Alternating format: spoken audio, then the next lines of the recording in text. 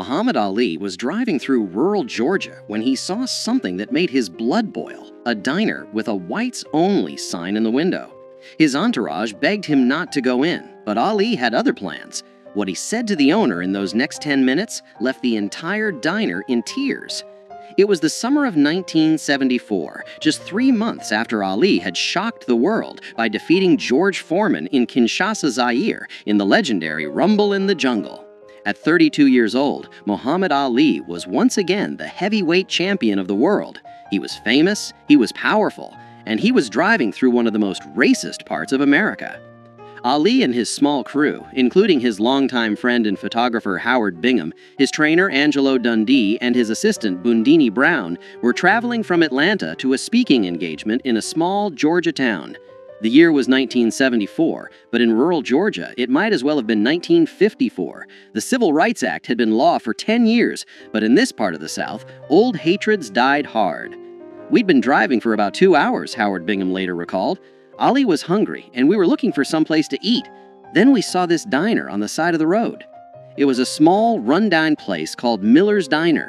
The paint was peeling, the parking lot was dirt, and there in the window, plain as day, was a handmade sign that read, 'Whites only, no colored served.' Bundini Brown saw it first. 'Champ, keep driving, that place ain't for us.' But Ali had already stopped the car. He sat there for a moment, staring at that sign, his jaw clenched tight. 'Ali, come on, man,' Angelo Dundee said from the back seat. 'We'll find somewhere else. This ain't worth it.' Muhammad Ali didn't say a word. He just opened the car door and started walking toward the diner. 'Oh no,' Howard Bingham said, grabbing his camera. 'Here we go.' The three men scrambled out of the car and followed Ali. They knew that look on his face. They'd seen it before he walked into the ring. It was the look of a man who had made up his mind, and nothing was going to change it. When Ali pushed open the door to Miller's Diner, the bell above it rang, and every conversation inside stopped dead. There were maybe 15 people in the place, all of them white, all of them staring. Behind the counter stood a large man in his 50s, with a greasy apron and a face that had seen too much sun and too much hate. His name was Earl Miller, and this was his diner. He'd inherited it from his father, who had inherited it from his father. 3 generations of Millers had run this place, and 3 generations had refused to serve black people. Earl Miller's eyes went wide when he recognized Muhammad Ali. For a split second, something that might have been excitement flashed across his face. Then he remembered where he was and who he was, and his expression hardened into stone. "We don't serve your kind here," Miller said, his voice loud enough for everyone to hear. "Can't you read the sign?" The diner was silent. A few customers looked uncomfortable. Others looked eager, like they were hoping for a confrontation. One elderly couple quietly stood up and left. Muhammad Ali walked slowly to the counter, his eyes never leaving Earl Miller's face. When he spoke, his voice was calm, almost friendly. "I can read just fine," Ali said. "In fact, I've read a lot of things. I've read the Constitution of the United States. I've read the Civil Rights Act of 1964. And I've read the Quran, which teaches me that all men are brothers, regardless of the color of their skin." Miller's face reddened. "I don't care what you've read. This is my property, and I got a right to refuse service to anyone I want. Now get out before I call the sheriff." Ali didn't move. Instead, he did something that surprised everyone in that diner. He smiled. "You know who I am?" Ali asked.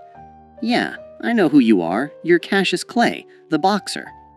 "Muhammad Ali," Ali corrected gently. "And you're right, I am a boxer. In fact, I'm the heavyweight champion of the world. 3 months ago, I beat George Foreman, a man everyone said couldn't be beaten. I've fought the toughest men in the world, and I've won most of those fights." Miller crossed his arms. "What's your point?" "My point," Ali said, still smiling, "is that I could walk behind that counter right now, and there ain't nothing you could do to stop me.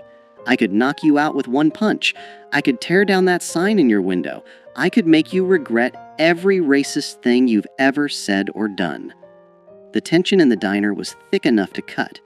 Miller's hand moved towards something under the counter, probably a baseball bat, or maybe worse. "But I'm not going to do that," Ali continued, his voice still calm. "You know why? Because I'm not here to fight you. I'm here to talk to you. I'm here to ask you a question." Miller's hand stopped moving. "What question?" "I want to know who taught you to hate." For the first time, Earl Miller looked uncomfortable. His eyes darted to the other customers, but none of them met his gaze. "My daddy," Miller said finally. "My daddy taught me that whites and coloreds don't mix. That's just how things are." "And who taught your daddy?" Ali asked. "His daddy, I guess." "And so on," Ali said, nodding. 3 generations of Millers, all teaching the next generation to hate people they don't even know. All teaching their sons that the color of a man's skin is more important than the content of his character. Ali leaned against the counter, his posture relaxed, conversational. "Let me tell you something about my life, Earl." "Can I call you Earl?"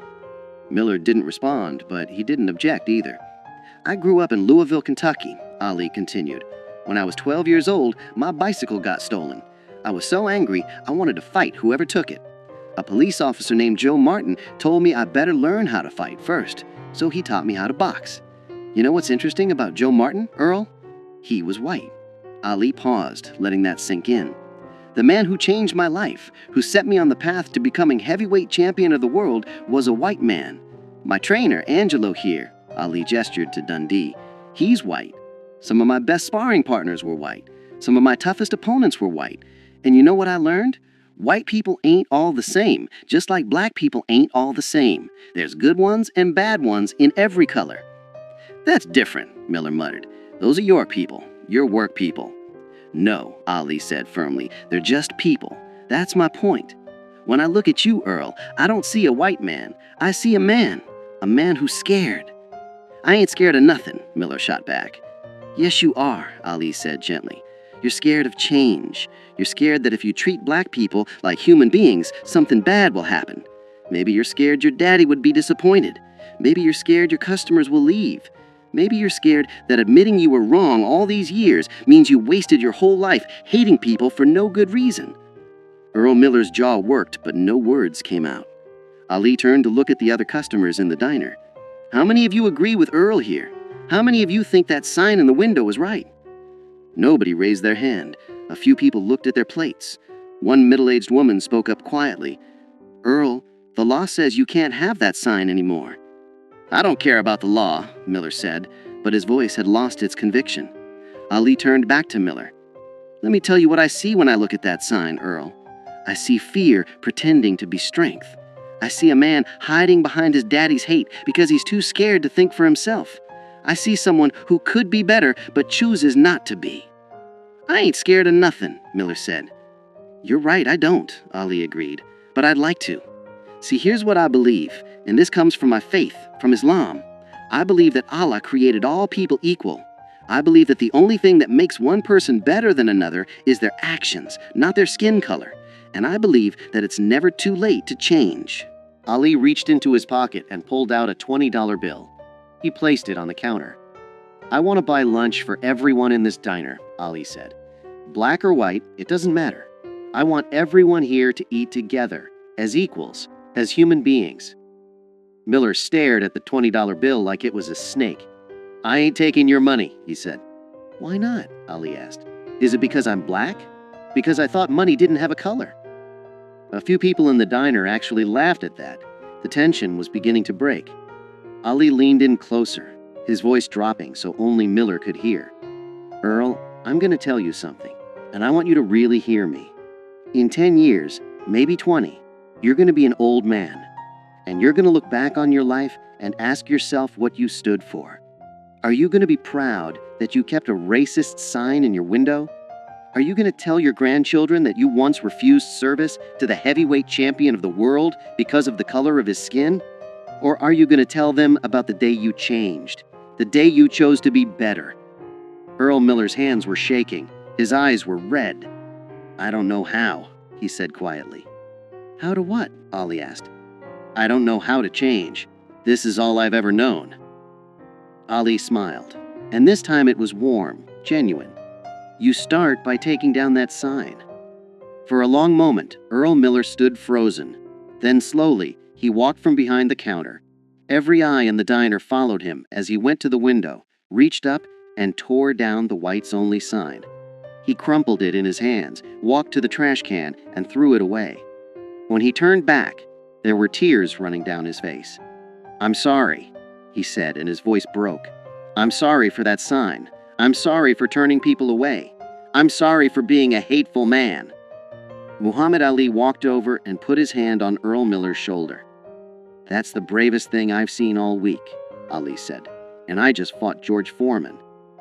The diner erupted in applause. People were crying, laughing, shaking their heads in disbelief. Howard Bingham was snapping pictures as fast as his camera would allow. Ali looked at Miller and said, "Now how about that lunch? I'm starving." For the first time in probably 20 years, Earl Miller smiled a real smile. "Coming right up, champ." That afternoon, Muhammad Ali sat at the counter of Miller's Diner and ate a cheeseburger and fries. Customers, both black and white, came in to meet him, shake his hand, and ask for autographs. Earl Miller served them all with equal respect and courtesy, his hateful sign nowhere to be seen. Before Ali left, Miller pulled him aside. "I just want you to know, you changed my life today. I don't expect you to believe me, but I mean it. I'm going to be better. I believe you, and I'll be checking on you." Muhammad Ali kept that promise. Over the next several years, he would stop by Miller's Diner whenever he was in Georgia. Each time, he found the place more integrated, more welcoming. Earl Miller became a different man. He hired his first black employee in 1975. By 1978, half his staff was black. He became an active member of his local church's integration efforts. In 1980, Earl Miller wrote a letter to Muhammad Ali. In it, he thanked Ali for knocking some sense into me without throwing a punch. He told Ali that he'd told his children and grandchildren the story of that day dozens of times, and that it had become the most important day of his life. "You taught me that strength isn't about hate," Miller wrote. "It's about having the courage to change." When Earl Miller died in 1992, his family reached out to Muhammad Ali. They told him that Miller's final wish was for Ali to know that the cheeseburger he'd eaten that day in 1974 was still the proudest meal Miller had ever served. The story of what happened at Miller's Diner spread throughout Georgia and beyond.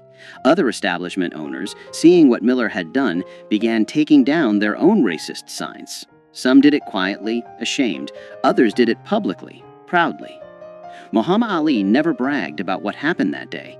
When reporters asked him about it, he would simply say, "I just had a conversation with a man. He did all the hard work."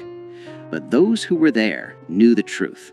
Muhammad Ali had walked into a place of hate, armed with nothing but his words, his dignity, and his unshakable belief in the fundamental goodness of people.